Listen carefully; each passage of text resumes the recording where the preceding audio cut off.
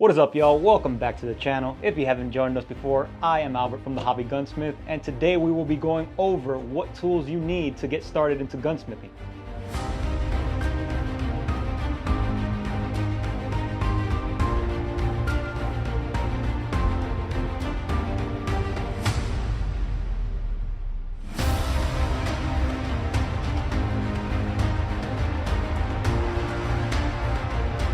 Alright, so one of the main tools that you will need to get into gunsmithing is a good set of screwdrivers.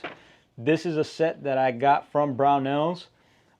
It does bring the majority of your hollow ground bits. Now you want hollow ground bits because regular flatheads do not have a taper, so think about it like an inside taper, right? So regular flatheads, like the ones they use for home repairs, they are not as thin on the front. So when you try to put that into a gun screw, it tends to mar the screw up. So you will damage the screws going that way. That's why they make hollow ground tips.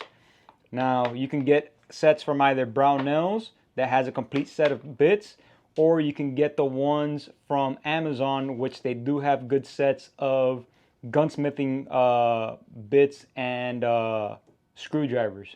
So this is one very good thing that you need to invest in. Don't skimp out on a good set of bits and screwdrivers. So next on the list would be a good set of punches and hammers. Now, punches you will need for pins, whether you're using them to knock out pins or to drift sights, whatever it may be, you're gonna want a set of either steel or brass punches. Brass mainly when you don't want to mar certain parts, steel when you need a little bit more kick behind it. And a good set of hammers. You can get your 2-ounce hammers like this one, 5-ounce, some brass hammers, and some nylon hammers. Each have their own intended purposes, but they all work for intended purposes. So depending if you just need to tap a little pin out, you can use a 2-ounce. Something a little bit heftier, go up in weight. Your nylons if you're trying to keep from marring any components when you're tapping something in, and your brass when you actually want to be careful on not marring any sensitive parts. So as far as your punches, you have your regular flat punches and then you have your roll pin punches. The main difference, let me get you a roll pin punch. All right. So main difference between your regular flat face punch, which is used to push in or to tap in your pins, and your roll pin punch, which has the little drilled out center, is basically your roll pin punch holds your roll pins in the center, so when you tap them they don't flare out on you, because remember when you're using force on a pin they tend to flare out. So you want to use a roll pin punch for roll pins and a regular punch for every other item, whether it's your regular standard steel punches, pins, or if it's just something that you're tapping into place. So another thing essential to have is a bench block. All right, these come in handy for knocking out pins on your receiver or your frame.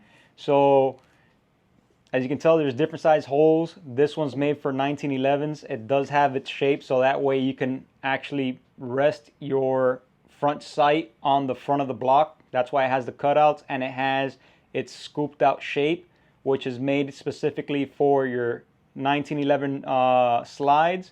Or if you go on this side, on the flat side, you can use it on your flat slides, such as the Glocks or any other model that's flat-sided. You flip it around. You also have different holes which line up so you can give support to your weapon when you're knocking out pins.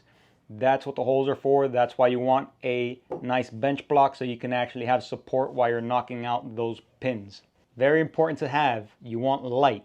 Sometimes you're looking at your firearm when you're disassembling and you need something to get into those little crevices and actually see what you're doing. So that's where these little bore lights are awesome. Also, if you're inspecting a gun, you can always put your light down the muzzle and be able to inspect to see if your lands and grooves are clean, or if they need servicing, or if there's pitting or rusting, whatever it may be.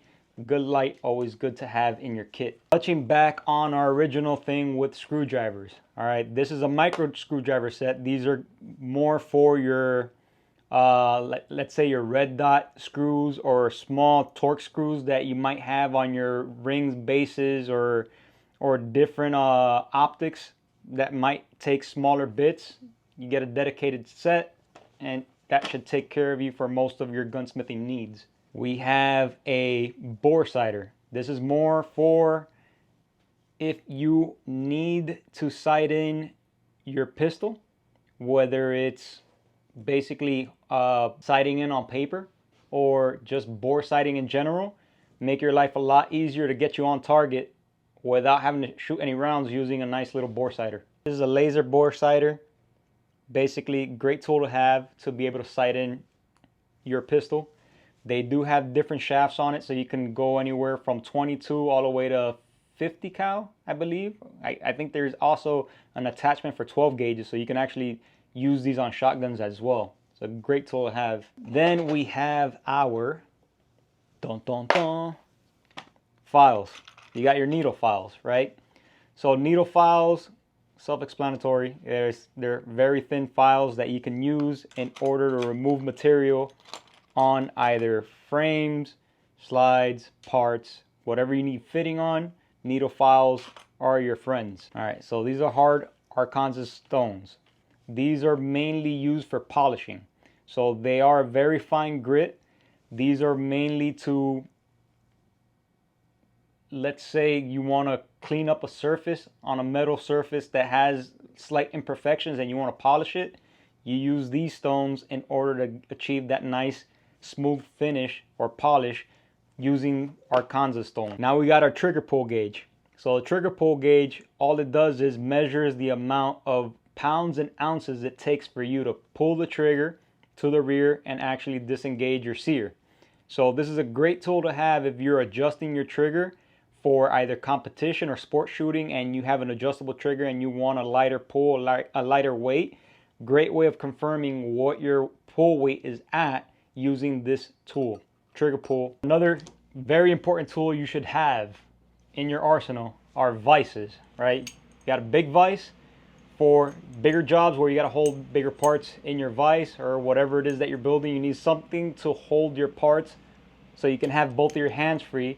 Or sometimes I like to use my little vise. Now this little vise helps you for small parts that you need to polish or small parts that you just need to work on, screws that you might be trying to refinish, whatever the task may be that you don't need a big vise for. Little one comes in handy more often than what you think. Now we're going to touch on a very touchy subject, Dremels. Dremels can either be your savior or your worst nightmare, in the sense that a little goes a long way with Dremels. Any power tool, you just got to be careful, right? So Dremels, they do help you a lot, whether it's polishing, cutting, drilling, whatever it may be. But if you get very happy with it, you will ruin your parts or your firearm very quickly using a Dremel.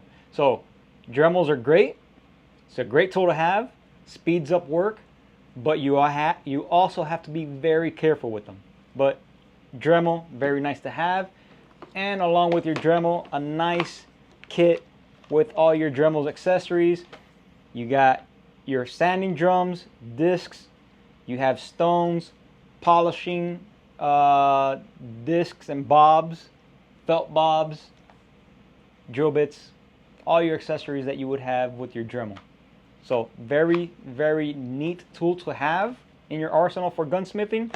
Just be very careful using them because a little does go a long way and you can ruin things very quickly. All right, another very important thing, I don't think I have to say this, but I will go over it. You need a good cleaning kit, right? So doing any sort of work on your guns, it's always good to have a good cleaning kit on hand.